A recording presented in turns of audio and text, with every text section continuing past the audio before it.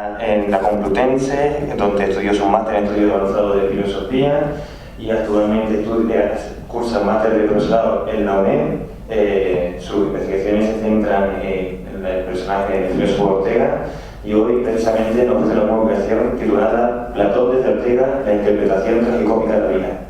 Te doy paso hoy. Muchas gracias.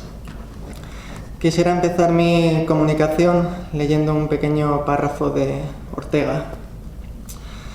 Sócrates sostiene frente a Agatón, el joven autor de tragedias, y Aristófanes, el cómico, que no dos hombres distintos, sino uno mismo, debía de ser el poeta de la tragedia y el de la comedia. Esto no ha recibido explicación satisfactoria, mas siempre, al leerlo, he sospechado que Platón, alma llena de gérmenes, ponía aquí la simiente de la novela. Prolongando el ademán que Sócrates hace desde el banquete, en la lívida claridad del amanecer, parece con que topamos con Don Quijote, el héroe y el orate. Con estas palabras, el filósofo español Ortega cierra su interpretación de la novela ofrecida en sus Meditaciones del Quijote. Por lo pronto, la conexión orteguiana entre Platón y el Quijote es enigmática, tanto como esa tesis final del banquete sobre la unidad de tragedia y comedia. Entonces mi comunicación se centra, digamos, en estos enigmas, por así decirlo, para intentar asomarme a una hermenéutica orteguiana de Platón. En las Meditaciones del Quijote, en concreto en la meditación primera sobre la novela, está contenida ya la metafísica de la vida humana de Ortega, pero con un lenguaje distinto que responde al sentido del Quijote. La meditación es un leer pensativo, profundo, un intus legere, y en este sentido Ortega se parte desde lo patente, que serían los diálogos, las narraciones del Quijote, para impulsarse hacia lo latente. Y entonces ahí es donde descubre lo que diría explícitamente mucho después, que cada cual es novelista de sí mismo. Y yo añado, desde las Meditaciones, original, como el héroe sobre el cual se cierne la tragedia, o plagiario, como el villano aficionado a la comedia. A la luz de esta metafísica de la vida humana, creo que esa tesis de Sócrates al final del banquete puede descubrir cierto sentido. Para ello he dividido mi comunicación en dos apartados principales. El primero sobre Ortega, el segundo ya pasando a Platón. Paso al primer apartado, titulado La tragicomedia según Ortega. La filosofía de Ortega es metafísica, ciencia de la realidad radical que es mi vida. Y vivir para Ortega es esa inexorable respuesta a la pregunta ¿quién soy yo? Que no soy una cosa, un qué, sino un quién. ¿Quién tiene que hacer algo con las cosas, sirviéndome de ellas? Y eso que voy haciendo es precisamente mi vida. Yo soy, por tanto, en todo momento un proyecto circunstancial, y esto es lo que quiere decir la famosa frase de Ortega, yo soy yo y mi circunstancia, ¿no? Donde el primer yo es mi vida y el segundo yo es mi proyecto. Pero como bien decía Ortega, no todos los proyectos tienen el mismo valor. Hay algunos que me llaman, como si yo consistiera en el fondo en una promesa latente que tiene que realizarse, un personaje que tiene que realizarse, y a esto es lo que Ortega llama, con varios nombres, vocación, misión, fondo insobornable, programa o destino. Mi vida, en el mejor de los casos, pues consiste en estar yo ahora ejecutando en la circunstancia esa vocación que yo soy. Y mi vida sería verdadera en el sentido griego de la palabra, aletheia, verdad como descubrimiento de mi vocación. Precisamente el concepto de preocupación que Ortega emplea técnicamente desde finales de los años 20 y que se puede hacer el paralelo con la sorgue heideggeriana, este concepto de preocupación caracteriza esta vida que se ejecuta con pretensión de verdad y que es la alternativa, es el modo más sugestivo de existencia, pero luego está la otra alternativa que es la vida despreocupada, en la cual también anticipo mi yo en cada una de mis ocupaciones, ¿no? Pero ese yo proyectado no coincide con el yo auténtico, sino más bien con el de cualquiera, el de todos, un yo mostrenco, ¿no? Pues bien, estas nociones de preocupación y despreocupación quería señalarlas porque aparecen ya con otros nombres en las Meditaciones del Quijote de 1914, los de héroe y villano. El héroe, como dice Ortega, es el que quiere ser él mismo. Y claro, al villano pues, no le cabe en la cabeza un hombre así. Sabe que todas las dificultades, desgracias que sufre el héroe le sobrevienen porque éste se obstina en un propósito pues, que bien podría abandonar. Y este es el origen de la tragedia. La vida heroica es forzada y renunciable para el que la vive, es completamente forzada y superflua para el villano, pues, que es incapaz de poner su vida al servicio de una misión. En este sentido, la condición trágica de la vida sería esta fidelidad a la vocación, preocupación, ¿no? A pesar de todas las adversidades. Y es un poco lo que decía Don Quijote, ¿no? La vida del caballero andante está sujeta a 1000 peligros y desventuras, pero no hay que amedrentarse. Podrán los encantadores quitarme la aventura, pero el esfuerzo y el ánimo jamás. Para explicarnos el sentido del Quijote, Ortega se remonta hasta la épica griega, un género literario cuyo tema es el pasado ideal, que no es un pasado del recuerdo, nuestro pasado, ese que podemos situar más cerca o más lejos. Con esa frase de Ortega se trata más bien de una antigüedad absoluta, o sea, un tiempo que no podemos recordar, ¿no? Es un tiempo mítico, digamos. Aquiles está a igual distancia de nosotros que de Platón. Y este Aquiles, esta Helena, estos personajes no son representantes de tipos, es decir, no es como Madame Bovary, quiero decir, es un representante, un tipo más que encaja en el género de adúlteras provincianas, pero como Aquiles, como Helena, no hay más individuos de esa especie, digamos, es una especie que agota su género. Pues bien,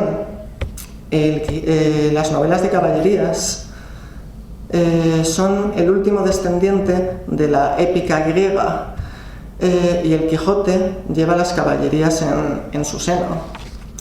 Esos tiempos míticos del rey Arturo espolean la voluntad del señor Quijano desde una vida corriente de hidalgo hacia la loca necesidad de ser alguien único, superior en sus aventuras al resto de caballeros.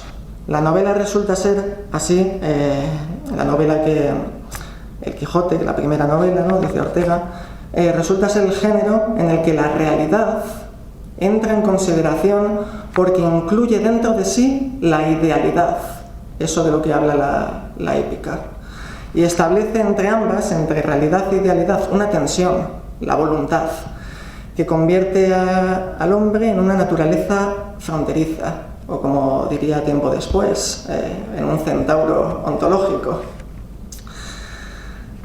Lo importante de esta voluntad, ¿no?, es que es la dirección hacia el futuro, ¿no? El héroe no dice que ya sea, sino que quiere ser. Sin embargo, Don Quijote no se contenta con querer ser caballero andante, sino que parece que ya cree que lo es. Y como dice Ortega, de querer ser a creer que ya se es, va a la distancia de lo trágico a lo cómico. Esta transferencia del heroísmo desde la voluntad a la percepción, degenera la tragedia en comedia. Y el Quijote, bueno, está plagado de muchos ejemplos de esta comedia que está para hacernos reír, ¿no? Bueno, había apuntado aquí una pequeña situación, ¿no? Para ilustrar un poco la teoría. Es aquella parte del Quijote en la cual, como de costumbre, toma por castillo lo que en realidad es una venta, y la venta tiene un agujero en la pared un poco alto, que para Don Quijote, por supuesto, es una ventana con rejas de oro y todas estas cosas. Y desde dentro hay unas mujeres bastante burlonas y maliciosas que le piden que meta su fuerte brazo de caballero para poder tocarle la mano, ¿no? Como si fuese un ídolo. Don Quijote lo hace, se sube a su caballo, pero se pone de pie porque, como está alto, se sube a la silla de Rocinante. Entonces, cuando cuando mete el brazo, las mujeres le atan el brazo de manera que se mueve el caballo y queda Don Quijote cómicamente colgado del brazo. Queda ahí colgado y las mujeres riéndose. Entonces, claro, Don Quijote no reabsorbe su circunstancia, configurando la merced a sus proyectos. Al contrario, es la circunstancia la que reabsorbe el proyecto de caballero, convirtiéndolo, como dice Julián Marías, en perpetua aspiración y perpetua frustración. Cada hombre, como decía Ortega, es novelista de sí mismo, creador de su propia historia, original, como la del héroe, o plagiaria, como la del villano.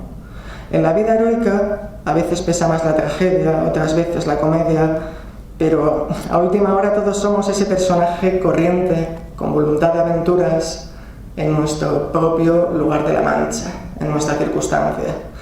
Y en el caso del Quijote, Cervantes nos muestra cómo la realidad cercena el heroísmo y lo convierte cómicamente, para disfrute del villano, en un muñón de heroísmo, según la expresión de Ortega.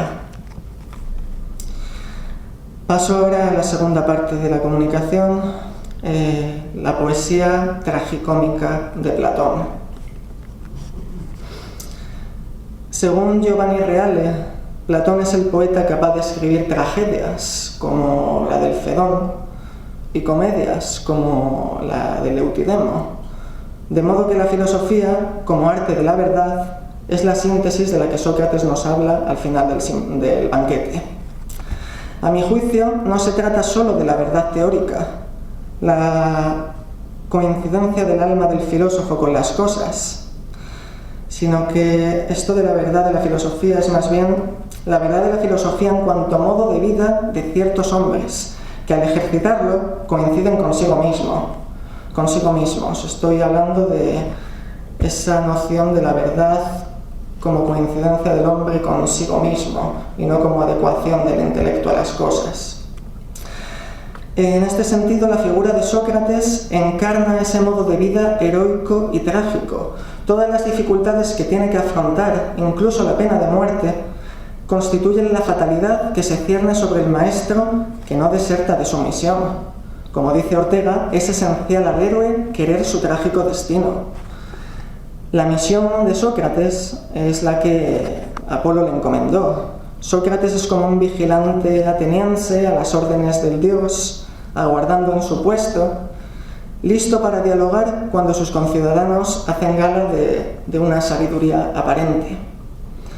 Precisamente en el Filebo, Sócrates sostiene que la naturaleza de la ridiculez, de la comicidad, podríamos decir, consiste en lo contrario del mandato de Delfos, no conocerse a sí mismo, y uno de los casos, creerse sabio sin serlo. Pero Sócrates sería injusto con sus conciudadanos si tan solo hablase con ellos para burlarse, ¿no? Esto más propio del villano. A pesar de su mordacidad, Sócrates quiere purificar las almas que ignoran su propia ignorancia, que es muy grave porque no se trata del mero desconocimiento, agnoia en griego, sino de una imposibilidad para aprender, amacía. Claro, es que el deseo de saber solo surge de la conciencia de su privación. No deja de ser llamativo que el sofista aparente ser filósofo, y el filósofo Sócrates aparente ser un ignorante. El sofista tiene muchas cosas que enseñar, eso dice, ¿no? Sócrates también, pero prefiere, irónicamente, ocultarlo. Primero, para no herir a su interlocutor cuando éste, refutado, pues caiga a la cuenta de su ridiculez. Y segundo, para no imponerle la verdad. Sócrates ejerce, según Ortega, la pedagogía de la alusión. Quien quiera enseñarnos una verdad, que no nos la diga, que nos sitúe de modo que la descubramos nosotros. Esto es la mayéutica. Pues bien, la sabiduría de Sócrates es esa auténtica sabiduría humana, saber que no sabemos, docta ignorancia, que diría Nicolás de Cusa, lo único que nos convierte en verdaderos amantes, en filósofos y maestros. Del mismo modo que aquellas mujeres de la anécdota se burlaban de Don Quijote por creerse un caballero andante, cualquier villano se burlaría de los cómicos interlocutores de Sócrates que se creen sabios sin serlo. Sin embargo, la mirada socrática de maestro ve a su interlocutor desde el lado de la idealidad, de lo que puede llegar a ser, y no desde la realidad. Por eso, más que reírse atrofiando el heroísmo ajeno, Sócrates prefiere dar vida a ese heroísmo. El concepto orteguiano de preocupación de sí se remonta al latín cura sui, que a su vez traduce el griego epimeleia geauto. Y en el Alcibiades I, Sócrates muestra que ese sí mismo del que hay que cuidarse no son las cosas de mi contorno, ni mi propio cuerpo, sino mi alma, psique. El alma, dice Sócrates, es lo que se sirve de todo lo demás. Y esto visto desde la razón vital, el proyecto del que me preocupo en mi trato con la circunstancia equivale, en el diálogo platónico, al alma. Por eso Sócrates, en la Apología, en su vocación de maestro, ¿no?, exhorta a los atenienses a preocuparse epimelestai por la excelencia del alma. Y en el Fedón, cercana a la hora de la muerte, Sócrates le dice a sus discípulos que se preocupen de sí mismos, que no se descuiden. Y este cuidado socrático por sus discípulos exige que se conozcan a sí mismos. Exige que sepan qué es lo que saben y qué es lo que desconocen. El elogio, bueno, esto es lo que Sócrates intenta hacer con sus discípulos, ¿no? Por ejemplo, en el banquete, Apolodoro, Aristodemo, y en particular con Agatón. Esto se ve muy bien. El elogio que hace Agatón, el elogio del amor, ¿no?, es un monólogo largo y de una pieza que impide el examen de las tesis sostenidas. Para descubrir la propia ignorancia, el monólogo tiene que partirse en trozos más pequeños y dividirse en dos. Tiene que hacerse diálogo. Aconsejado por esa voz demoníaca, esto es lo que hace Sócrates con Agatón. Sócrates conversa con él y consigue que reconozca su propia ignorancia. Pero cuidado, lo difícil no es contradecir a Sócrates, sino la verdad. Por eso Sócrates se retira de la escena con esa precaución para no ofender a Agatón, ¿no?, transformando el diálogo real en un diálogo narrado. Se sustituye a sí mismo por la sabia Diótima y a Agatón por un Sócrates más joven e ignorante, que luego se convertiría en el que Alcibiades elogia, ese Sócrates que encarna verdaderamente, a diferencia del resto de oradores, la naturaleza del amor. Agatón también puede encarnarla, puede llegar a encarnarla. La vida para Ortega es un género dramático. La de Agatón empieza siendo cómica en su discurso, ¿no? Pero con la ayuda de un maestro, Agatón puede convertirse en héroe y asumir victorioso la tragedia, no solo en sus obras, sino en su vida misma, que esa es la mayor obra de arte. Y con esto concluyo.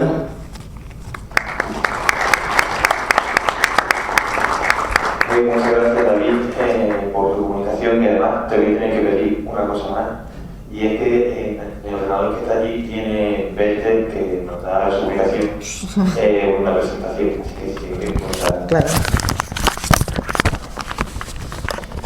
voy a presentarlo a nuestro próximo ponente. Su nombre es Bertel González León, estudió filosofía en la Universidad de San Marcos de Lima y se licenció con un trabajo sobre Aristóteles. Actualmente hace un máster en la Universidad Libre de Berlín y prepara una tesis sobre Marx.